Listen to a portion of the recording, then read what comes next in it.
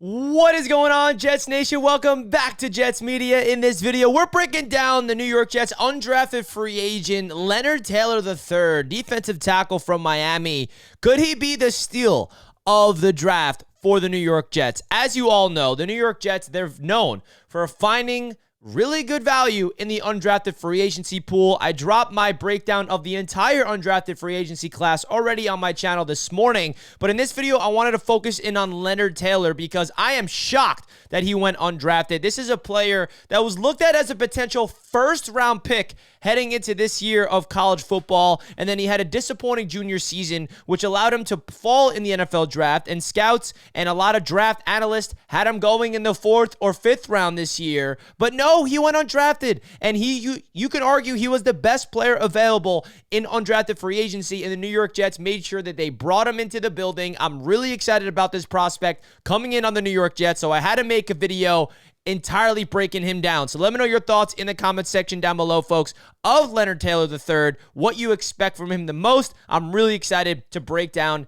him as a player. Now, before we get into business, don't forget to hit the like button. Subscribe to Jets Media if you're enjoying the show here, guys. I've been having a ball breaking down these New York Jets ever since the NFL draft has wrapped up, and I got a lot of content coming your way. We're going to be breaking down every single prospect the Jets brought in the draft class. We broke down Jordan Travis yesterday, and I'm going to be going over pretty much every prospect and go over a lot of fun things about the New York Jets roster on this channel, so I'm excited about that. Now, let's get straight into Leonard Taylor III, some background on him. Now, he is 6'3.5", 303 pounds, and 21 years of age. Now, the biggest thing about him, which is why I think he fell so far in the draft and didn't even get drafted in the first place, is there's a red flag on his work ethic, okay? So I think that's something where if you don't have that character and you don't have that drive, you're not going to go far in the NFL. You're not going to go high, rather, in the NFL draft, right? You look at the first-round picks and even the second-round picks, those guys have high motors. Not to say that any player that gets drafted in the 7th round or even undrafted doesn't have that,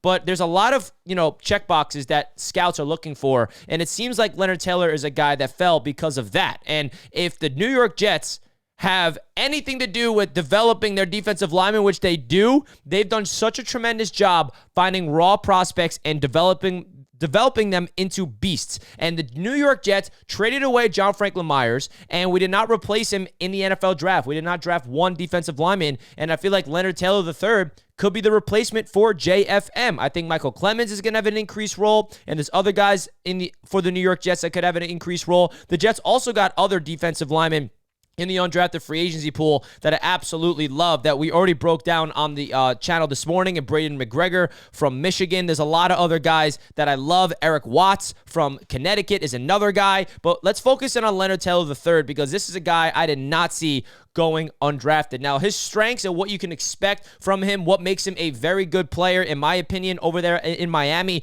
and why a lot of people had him as a projected first-round pick, and then heading into the draft, a 4th or 5th round pick, was his quick first step off the line. If you look at the tape and you look at the, some highlights here of him, you can notice that he is so explosive off the line of scrimmage. And when he gets that first contact, he can explode into that backfield and get tackle for losses with ease. That's really what he's known for. His first step off the line is quick, and he's a guy that with the elite lower half can drive offensive linemen into the running backs and drive it into the quarterbacks. And he just has that knack of an explosiveness. So you can imagine learning behind Quinnen Williams and having White Cotton as a defensive line coach and having the elite talent around him on the defensive line to actually learn from. So the Jets have so many players on this roster, veteran-wise, that I have so much confidence in helping them teach the young guys. So Quinnen Williams is definitely going to take Leonard Taylor, for example, underneath his wing and teach him his little tricks, his little tools.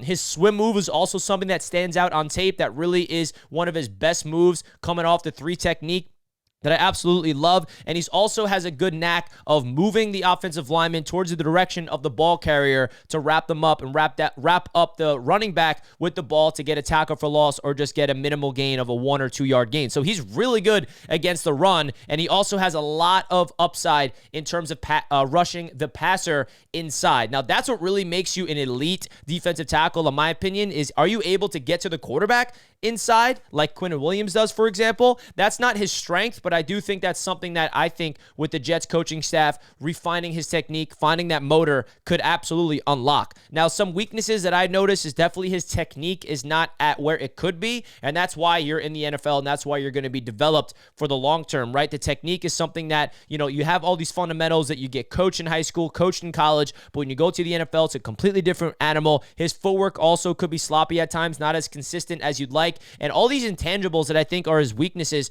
could be fixed. I really genuinely believe that, but the main part that we need to see fixed is his work ethic and his drive to get better. I think that is really going to be the differentiating factor as if Taylor is going to be a guy that can make the 53-man roster and be a guy that the Jets can find a gem in. Because I personally think out of all the guys the Jets brought in undrafted free agency, and there's a lot of guys I like, but this guy right here, Leonard Taylor III, has the most upside out of all of them, and a guy that can make an immediate impact for this Jets football team even this season. Now, the Jets are deep and they're loaded on the defensive line, but we all know that they like to run a 10-man rotation. So I think Taylor has an opportunity here to compete to make that roster. Maybe he's a practice squad guy, gets elevated in the middle of the season. Who knows? But this is a guy who has so much upside, and I'm so excited that he is a Jet because the fact that they got him in undrafted free agency after I have him going in the 5th or even 6th round. Connor Rogers had him as a top 150 player on his board or something like that. That's ridiculous. So the Jets found value. Could they have found their next Bryce Huff